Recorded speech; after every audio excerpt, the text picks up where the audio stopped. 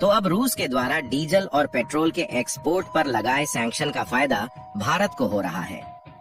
अगर आपको नहीं मालूम है तो बता दें कि रूस ने डीजल और पेट्रोल समेत गैस के एक्सपोर्ट पर पूरी तरह से प्रतिबंध लगा दिया है। यानी कि रूस के द्वारा अन्य देशों को डीजल और पेट्रोल का एक्सपोर्ट बंद कर दिया गया है। इसके बाद जो यूरोपीय देश है वहां पर डीजल और पेट्रोल की कमी होने लगी, क्योंकि रूस भी एक यूरोपियन देश है, जिसके कारण वह यूरोप के सभी देशों में डीजल और पेट्रोल एक्सपोर्ट करता था। लेकिन रूस के द्वारा डीजल और पेट्रोल पर प्रतिबंध लगा देने के कारण उसका फायदा भारत को हो रहा है,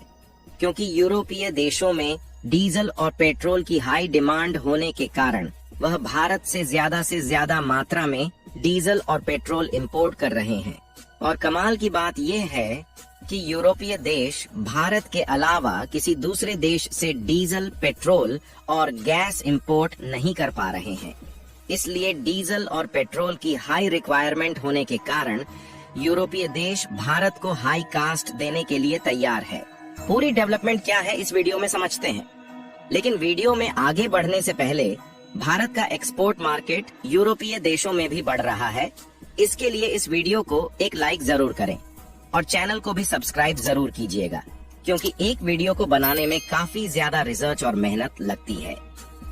आज की मेन खबर यह है कि रूस के द्वारा डीजल और पेट्रोलियम प्रोडक्ट पर सैंक्शंस लगा देने के कारण यूरोपीय देश अब भारत से डीजल और पेट्रोल खरीदना शुरू कर चुके हैं। हालांकि रूस ने पिछले साल फरवरी में ही डीजल और पेट्रोल दूसरे देशों में भेजना बंद कर दिया था। इसके तुरंत बाद यूरोपीय मार्केट में भारत के द्वारा डीजल और पेट्रोल की सप्लाई की जाने लगी। आपको बता दें कि भारत में भले ही क्रूड ऑयल का प्रोडक्शन ज्यादा मात्रा में नहीं होता, लेकिन सऊदी अरब, कतर, रशिया और ईरान जैसे देशों से भारी मात्रा में कच्चा तेल इंपोर्ट करते हैं और उन्हीं कच्चा तेल को भारत में रिफाइंड किया जाता है, जिससे डीजल, पेट्रोल, केरोसिन, पॉलीथीन और वैक्स निकलता है, जिसको इंडियन ऑयल मार्केट में सप्लाई किया जाता है। और इसके साथ साथ दूसरे देशों में भी भारी मात्रा में डीजल और पेट्रोल का एक्सपोर्ट किया जाता है, क्योंकि कुछ देश ऐसे हैं जहां पर ऑयल रिफाइनरी मौजूद नहीं है, जिसके कारण वह भारत, चीन और रूस जैसे देशों से डायरेक्टली डीजल और पेट्रोल खरीदते हैं। और भारत को इसी का फायदा एक बड़े लेवल पर हो रहा है, क्योंकि रूस के द्वारा डीजल और पेट्रोल की सप्लाई जब से बंद हुई है, तब से भारत के द्वारा डीजल और पेट्रोल का एक्सपोर्ट यूरोपीय देशों में हर महीने सरप्लस में जा रहा है। द इकोनॉमिक टाइम्स की एक रिपोर्ट के मुताबिक दिसंबर के महीने में केवल डीजल के एक्सपोर्ट में 42% का इजाफा देखा गया। ये तो केवल डीजल का एक्सपोर्ट है, जबकि पेट्रोल और गैस का एक्सपोर्ट अलग है। और इससे भारत को सबसे बड़ा फायदा इसलिए हो रहा है क्योंकि जब रूस और यूक्रेन के बीच युद्ध शुरू हुआ तो रूस ने भारत को सस्ते दामों में कच्चा तेल खरीदने का ऑफर दिया, और भारत ने रूस के द्वारा दिए गए इसी ऑफर का फायदा उठाते हुए भारी भरकम मात्रा में कच्चे तेल को सस्ते दामों में खरीदा था, जिसमें भारत ने लगभग 1.7 मिलियन बैरल क्रूड ऑयल हर दिन के हिसाब से खरीदा था। और रूस के द्वारा सस्ते दामों में खरीदे गए कच्चे तेल का फायदा अब भारत में देखने को मिल रहा है। अगर रूस यूक्रेन का युद्ध शुरू हुए देखा जाए तो आज तक लगभग 700 दिन से ज्यादा हो चुके हैं, और इस बीच में भारत के द्वारा डीजल का एक्सपोर्ट देखा जाए तो इसमें 572% की ग्रोथ देखने को मिला है। और यह सिर्फ डीजल के लिए है, जबकि पेट्रोल और गैस का एक्सपोर्ट अलग है। यानी कि आप इसी से अंदाजा लगा सकते हैं कि रूस यूक्रेन युद्ध के बाद से अब तक भारत को डीजल एक्सपोर्ट के मामले में कितना बड़ा मुनाफा हो चुका है। और कमाल की बात यह है कि हर महीने यह लगातार बढ़ता ही जा रहा है। हालांकि जनवरी महीने में हूती विद्रोहियों के अटैक के कारण भारत के द्वारा डीजल को एक्सपोर्ट करने में कुछ दिक्कतों का सामना करना पड़ा है, लेकिन अब हूती विद्रोहियों का लाल सागर पर अटैक धीरे धीरे कम हो रहा है, जिससे जो इंपोर्ट और एक्सपोर्ट मार्केट का ट्रेड रूट डिस्टर्ब हुआ था वह फिर से मैनेज हो रहा है, और पहले जैसी ग्रोथ फिर से भारत के एक्सपोर्ट मार्केट में देखने को मिल रही है। और इन दिनों भले ही हमने रूस से थोड़ी कम मात्रा में कच्चा तेल खरीदा है, लेकिन पिछले 2 सालों में रूस के कच्चे तेल का इस्तेमाल करते हुए यूरोप की बहुत बड़ी मार्केट को कैप्चर कर लिया है। लेकिन हमें यही नहीं रुकना, बल्कि पहले से भी तेजी के साथ यूरोपीय मार्केट पर कब्जा करना है और यूरोप की पूरी मार्केट को अपने हाथों में लेना है। और आपको जानकर हैरानी होगी कि इसके लिए भारत ने एक कदम आगे चलते हुए एक मास्टर प्लान लागू कर दिया है,